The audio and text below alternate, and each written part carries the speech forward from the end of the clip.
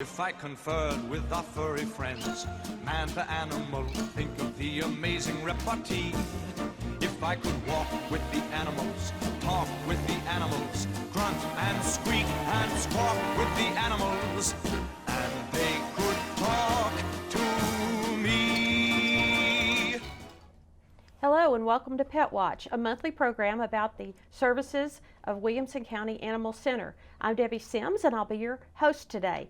Thank you for watching us each month. We appreciate it. And this month I have a special guest for you, which is our shelter director, Laura Chavarria. Good morning, Laura. Good morning. How are you? Good. Now that we're finished with 2016, I thought it might be good for us to do a review show to talk about the highlights of 2016 and things we accomplished at the shelter.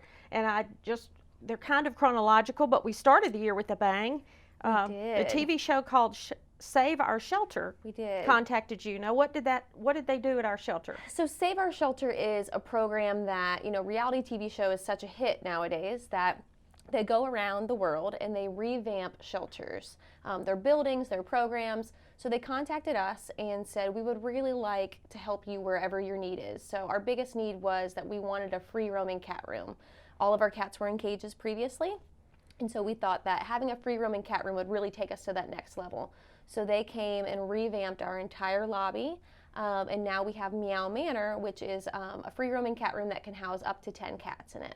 And that's what people see. The first thing they come in the door of the shelter is a glass wall on the right. Correct. And see the results of that TV show. That was fun. They did the construction along with consultations with us about what to put in there, and there are lots of great perches for the cats to climb up on, and they even added an outdoor area. Yes, a catio, and we've seen that the adoption rate for those cats that are housed in Meow Manor has improved. They're, people walk in, they see them, they see that they're happy, they're showing their true personality, so they're actually getting adopted quicker, which is great. That's great, and the kids love it too because they can get close to the glass and watch the cats play. Yeah.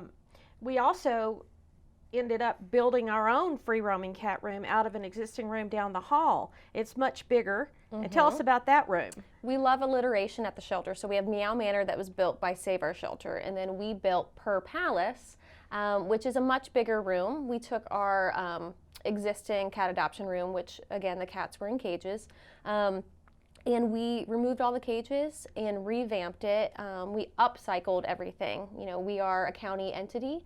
We are on a budget. So we asked the public to donate anything that they had that we could repurpose. So these cats have things to live in that are repurposed. We took TV monitors and gutted them, and so now they're cat beds. We took flannel shirts. You made a flannel shirt cat bed out of a men's flannel shirt. We took luggage suitcases and turned them into cat beds. So now we have this amazing free roaming cat room that can house up to 28 cats. And we also have the iPet Companion, which is a free software video thing that people can go from home, be in their underwear if they want, and click on iPet Companion, which is on our website, and actually move toys that's in Per Palace and interact with those cats and see them having fun. So it really takes down that barrier of people being afraid to come to the shelter. Well, you don't have to come to the shelter to experience what we have. You can actually be in the comfort of your own home. So that's been a huge thing too. And a cat likes to have some freedom. And a cat really is not comfortable in a kennel or a cage. Correct. So it's amazing to me to see the change. Instead of 25 kennels in that room, there are a few just to acclimate new cats to the room for a few days. But for the most part, they're gone. And when you go in there, there are up to 25 friendly cats getting along, come to see you. So, and they have their own little territories. Some of them are aloof, they sleep, they never come out. Others are quite friendly. Again, you're seeing their true personality come out, where when they were in kennels, you weren't seeing that. So we are seeing that cats in Per Palace are also getting adopted quicker, and they too have their own catio. So they have an outdoor space that they can go and stretch their legs and chase butterflies. So it's really an ideal place for cats at our shelter. Yeah, they have so much fun in there, and now our cat volunteer program is expanded to such a degree that our volunteers who work in there regularly can help a person who's looking for a certain type of cat. And the public can go in the room with a staff member or a volunteer. They can. Yeah, and we have a sink in there, and I know a couple of the cats like for us to leave the water running, which we try not to do, but that's personality too. They love to play some of them love to play in the water, others love to hide out at the top. So it's been great to see the transition. And when people say I'm looking for a cat, I say, well, let's go down here to the free roaming cat room, and how many are in here? And you know, we have a board. How do you know one from the other? All of them are microchipped. Microchipped. Sometimes we have to wand them with the microchip detection and then match up who they are. And we have a personality profile on each cat. We do. We say if they're declawed, if they like kids, if they like to be outdoors. Again, we're seeing their true personality, so it helps us match them up to a better fit home. My favorite thing about Per Palace is seeing the kids come in and going into Per Palace, and they sit on the floor, and the cats just come up to them and go to their laps, and it's just cute to see that human-animal bond. Yeah, and if you have a treat, watch out. If you open a bag of treats in there, they all come running. Yeah, they all come up. They wake up suddenly. even the sleepers, they come running.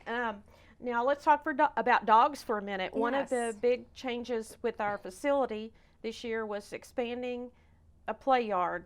I think people know there is a public dog park for large and another section for small dogs behind our building, but on the side there is a green fenced area that we've often for a long time been taking our dogs out for exercise. But it was long and thin and small. So what happened to the play yard this year? So we expanded. What really facilitated that change was we do play groups for dogs. So our big thing is making sure that the animals have enrichment while they're in our care. And one of those ways is by getting the dogs to interact with other dogs through play groups. So we take up to 10 dogs out, supervised, in a play group, and that's where we really use that green play yard. They play fetch, they play tag, but we were limited by the space. And sometimes people would come in and want to bring their dog to meet a dog to adopt. And so when that green play yard was being utilized, we couldn't do a meet and greet. So we expanded it, and now we have the flexibility. So we've doubled the space, and there's actually a gate in between the two play yards, so we can open it up to make it an extra large, one big play yard, or we can close it to have two separate play yards to do a meet and greet on one end and a play group on the other. So it's really given us that flexibility. And one of the main questions people ask us when they adopt an animal is, will it get along with the dog I already have? It's hard to tell if you're not interacting with the dog. And our volunteers, again, come to the top. When it comes to knowing our pets, they are so dedicated, and they come and walk the animals. They teach them commands. They work with the harder cases. We have a little dog that was so timid that wouldn't go to anybody for a long time, and one of our volunteers would just sit with Chicken in the kennel. Yeah, with Chicken, and wait for that dog to respond. And we don't really know the backstory on the animals that come into our shelter, and I don't know if it matters. Do you? I think a lot of people want to know the story about the animals, and we take in strays and owner surrenders. So obviously, if an animal's owner surrendered, we have a little more information. But we behavior test every animal before they go up to adoption. Sometimes we have a story behind the animal, sometimes we don't. Sometimes an owner can say, yes, my dog was great with cats, and then when we test it, it's not so great with cats. And you know, it's hard to tell what is the true personality until you actually get them home. And so we try to educate the adopters on the transition period of taking home an animal and waiting for their true personality to come out. But that is a very good question that people ask all the time is, if I adopt Apollo, is he going to get along with my dog? So the play groups really helps with that. The volunteers take out our dogs up to 6 times a day. My favorite story from 2016 was we had a deaf dog come in, and our vet determined that she was deaf, and obviously you can't communicate with a deaf dog. So we also have a deaf employee, and she taught it hand signals. So we found a hurdle that, you know, there was no way to communicate, and we came up with a solution. And so we took a video of our staff member hand signaling to the dog, and a rescue snatched up that dog in a heartbeat, where, you know, she could have sat in the kennels for months because special needs dogs are harder to place. They are, and that just brings to our attention the fact that our goal is to find a new home for an animal, regardless of why it was brought to the shelter or how it came to be there. It's not their fault. Right. No matter if it's a stray Right. or a surrender, they came to us, and we want to do them right by finding them the best match. Right, and every dog or cat that comes in is just an opportunity to find it a better home, and you have to move ahead from the reasoning of why it was surrendered, because I respect people who surrender their Absolutely. animals because they realize they're not able to take care of it for one reason or another, and it's not for us to judge Right. why that is. But I always say, don't worry about it. We'll find it a home. And people can always call and check in on their animal. I 100% agree that I applaud those people that come to us. We're here to do a service, and that's our service, is by taking in these animals that maybe it's not a good fit. It's not our place to judge. I do know that staff and volunteers, we get compassion fatigue. We do want to blame somebody, or we do want to get frustrated, but we're starting to see that instead of it being a negative, we are seeing it as an opportunity to change the animal's life and to change the adopter's life. And it's not hard to do. When you do get a little compassion fatigue, as you call it, it's just part of the industry, and everybody experiences that from one time or another. But you move on, and you see the adoptions happen, and you see the special cases, like you talked about the deaf dog, who we reach out to the community over and over and over, to many rescue groups. We've sent dogs and cats different places in the country, for the circumstances are such that if we have a dog that a senior sanctuary will take, we will put it there. We should get, this just came to me, we should get a map and put a pin where all of our animals end up across the country, because you're right, we have animals that go to Maine, Florida, Texas, California. We reach out, and we really rely on those partnerships. And a lot of those people are volunteer groups. There are so many that we can't begin to name them. Yeah. They're local, regional, national. There are truck drivers, and even guys out west that fly planes to take animals from one place. Pilots for Paws is a wonderful. Pilots for Paws is an organization. So people do love their pets, and we're so happy about that, because it makes it easier for us to find a home. It's true. And there are special farms for senior dogs. We've sent several to different places to live their lives out in a wonderful setting. Let's talk about a program you started this year, and we're talking about quality of life issues for dogs that might have an illness or might be near their end of their life. It's called Fospice. That's FOSPICE. It's a combination of fostering and hospice. Now, how did this idea come about? We are an open admission shelter, which means that we take in any animal that comes to our door from a Williamson County resident. We've seen puppies that are a week old. We've seen animals that are 15 years old.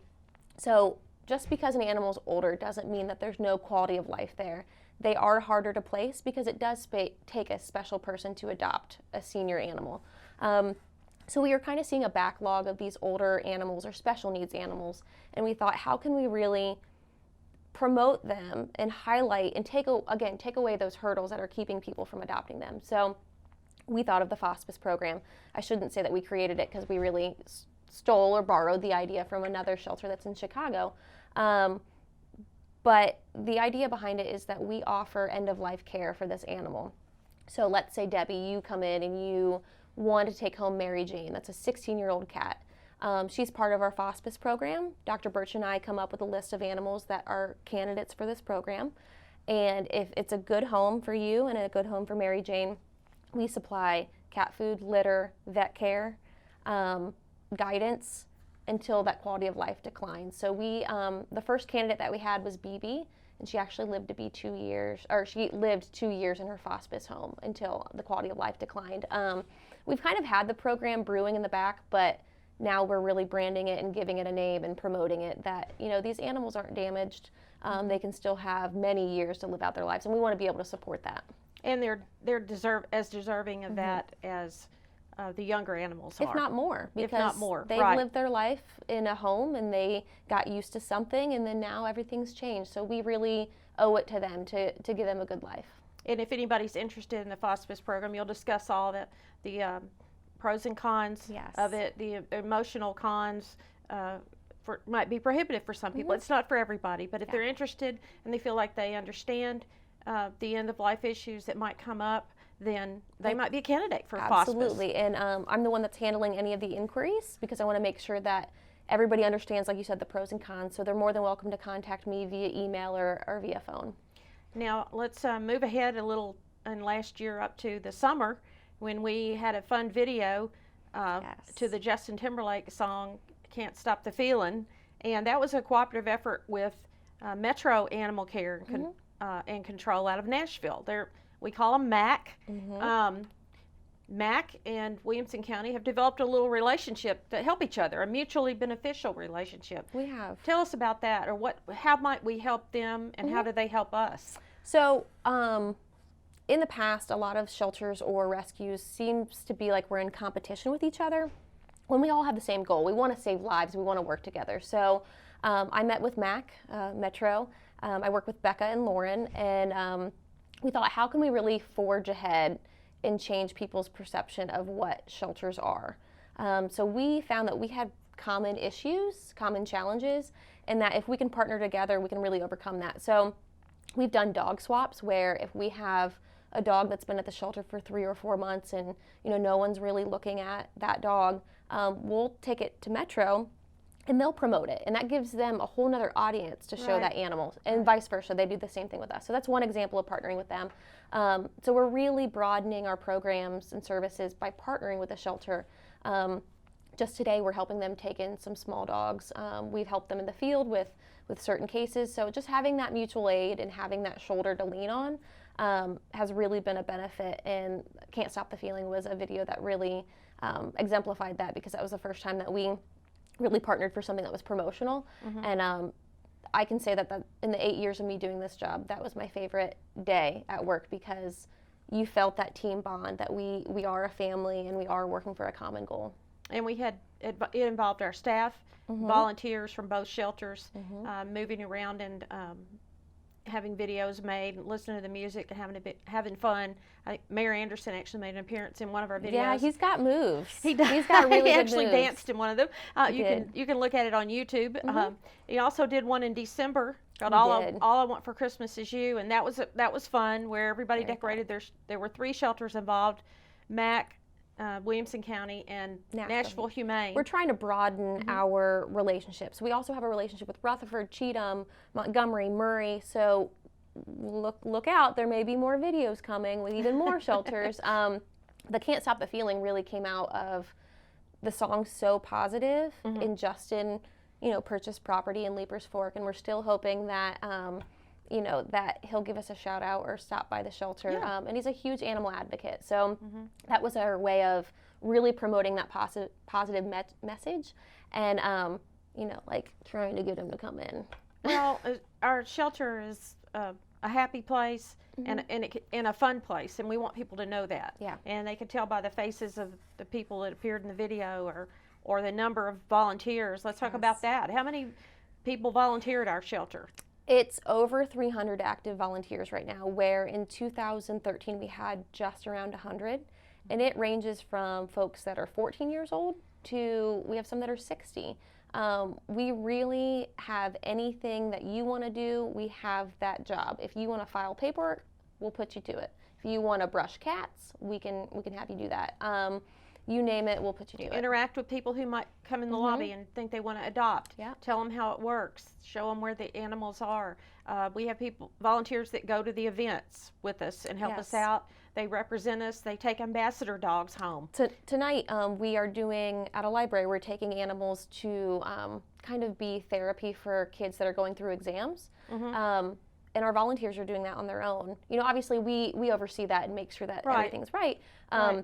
But we wouldn't be able to do those types of services without them. Yeah, we regularly go to retirement homes too, and brighten the day of people who may not be able to have taken their pets there to live. And it's nothing like an older person seeing a dog and getting to pet it. Staff fights for those opportunities. They're like, no, I want to go to that. No, I want to go to that. So that's the number one thing staff really does to do. And these senior living centers and retirement homes are starting to have animals allowed, and they have I wouldn't say it was a therapy dog, but I guess it is a kind of emotional therapy. The dog that just lives there, and all the residents have access to it. So that's a fun thing.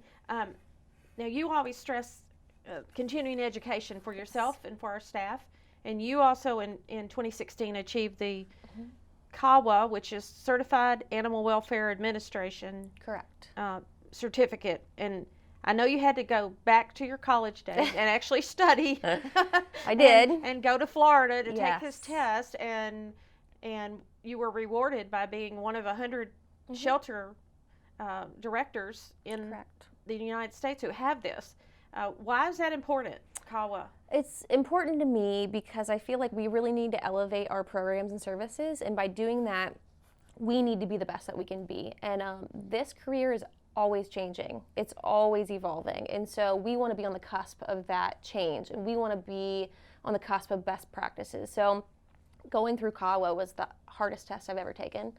But on top of that, I was able to meet with other shelter directors and again, talk about what our challenges are, talk about what programs they're offering. So on top of getting certified, which I think is a huge honor, I was able to talk to folks and really network. And so that was really important. So it is a field in which there usually is one facility in every metropolitan area, and then there are other voluntary organizations like rescue groups and humane societies, and it does help for you to know those people and to know how they work in their communities with, and I'm sure they learned something from you too when you all talk. We also introduced a monthly newsletter at the shelter in which we are highlighting what happened that month and one cat and one dog volunteer of the month and upcoming events. So if anybody wants to get that newsletter, they just need to go on our website and ask for it, which is adoptwcsc.org. And that was all thanks to you. I mean, that was your brainchild, and you do it every month, and you're committed to it. So I applaud you for doing that. Well, thank you. I've gotten good response from it. So we'd like to see more people who want to know what's going on at the shelter. You don't have to be a volunteer, or you just go on our website and ask to receive it, and I'll add them to the mailing list. The other customer service issue came up this year was that you wanted to enhance our customer service experience at the front desk. Yes. And you said that the whole field is evolving. Well, in the time that you've been there, the adoption application has completely changed. The way we approach the adopter has changed. Everything has changed. It's crazy. I've been here for 4 years, and it's like, it's just not the same field it was, which is exciting. It's really exciting. I feel like in the 4 years we've really fine-tuned, our save rate's 96%. I feel like we've really fine-tuned a lot of our programs and services, but the one thing that was lacking is customer service. And that's one of the biggest things I love about the South. I'm from the North, but I love the South because of the hospitality and the way that you're treated. And customer service really bleeds over to our officers, our front desk, the people that answer the phones, you, me, every position. So we went through customer service training. We had folks that specialize in shelter customer service. And we brought in some other counties. We did. Because our speakers came all the way from Marin County, California, and they were here for 2 days, and they trained us and a couple of other counties. Rutherford, Cheatham, Montgomery, and Metro. And so again, that was another networking event. And we just learned tips and tricks of ways to deal with the public and to really promote our animals and make it a positive experience. We talked about introducing the FOSPIS program, and we've also got a new program called Take a Chance on Me, which is a 3-day trial, 3-night stay at a home. So if you think you want to adopt, but you need a little more interaction or a little more confidence, you can discuss whether you can participate in this program. Correct. And what's 3 nights at home going to tell a person about? So it's that transition period. If you're worried about, okay, is this dog housebroken? Is this cat litter box trained? Is it going to get along with my daughter? It kind of gives you that better understanding of their personality in a home environment rather than just that snapshot that you see at the shelter. So again, building up that confidence, making sure it's a good match for both parties. Yeah, and shelter-only meetings work out about 95% of the time. They really do. But if you ever have any questions or doubts, that's one thing we can say. Maybe you'd like to take this animal home for 3 days and consider it. And then you'll be a failed foster and you'll adopt. So that's always our goal. I want to end with a special story about Kelly Clarkson, who lives here in Williamson County, and Nashville Canine, and a special dog. Yes. Tell us the story of Kelly Clarkson and her pet project, which is an Alzheimer's living center called Abe's Garden in Nashville. And how did one of our dogs end up there? So we have a wonderful partnership with Nashville Canine. They come and take our harder to place dogs, and they do 30 days of free boarding and training. So that is phenomenal. We really have a solid partnership with them. So they came to us and said, Kelly's looking for a really good therapy dog. We're going to train it for her because she wants to donate it to Abe's Garden. But we need a really specific dog. It needs to not jump. It needs to be calm. We need to be able to train it. So we had Brady, who was just the squishiest, easiest dog. And Ali from Nashville Canine had him for a week, said he was perfect. And they trained him for, I think they'd had him for almost 2 months, and handed him over to Kelly Clarkson, and she did a great thing by donating that dog to Abe's Garden. And so now he is going to be a companion for persons who are in a memory care center for Alzheimer's patients. And I thought it was interesting that one of the things that Nashville Canine emphasized was they have a living environment at their facility where they train, where someone sleeps over with the dog that's in training and uses the items and exhibits the behaviors that the people in the retirement, the memory care center might do, like a wheelchair, a walker, a cane, confusion. When a person gets confused, the dog is trained to go comfort, to try to calm them. So it's a wonderful thing that, and we know that people that have dogs, it's been proven that they're more active and healthier, and mentally and physically healthier. So to be able to reach a person who may be receding into Alzheimer's and not have all their memory, but they still understand the love of an animal. So it's a touching thing that she did, and we applaud her for that, and hopefully there'll be some more therapy dogs. I believe that this is something she wants to continue, and again, it couldn't have happened without her or Nashville Canine, so we're really appreciative. Since we are in the winter season, I do want to wrap up by reminding all our viewers that there are rules and regulations regarding animals. It's not illegal to have an animal outside in Williamson County, but there are certain requirements in cold weather that they have adequate shelter, food, and water. And if a person notices a neighbor or drives by a situation that they feel the animal is not being protected from the cold, what should they do? They should contact us. There's no harm in contacting us. We go and investigate any call that we get. So if we go out and investigate and there's nothing found, that's fine. At least you have that peace of mind that we've gone and checked it out. So if you have any concerns about neglect, abuse, the cold weather, please call us. That's why we're here. And we have a positive response, and we can put them in touch with organizations that will provide adequate dog housing or a cat habitat, or give them advice on what kind of shelter they do need. It's not like they're going to be arrested and hauled in and you're going to be identified as the person. That's not how it works.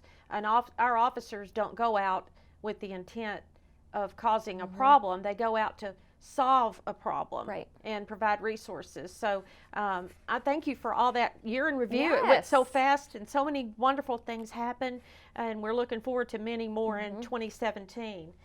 Our shelter is located at 106 Claude Yates Drive, just north of Franklin High School. There's still a lot of construction going on there, but don't let it stop you.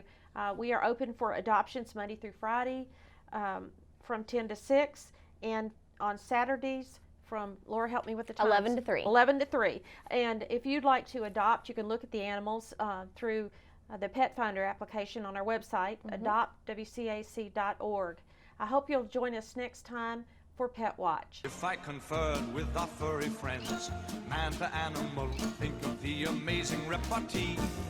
If I could walk with the animals, talk with the animals, grunt and squeak and squawk with the animals,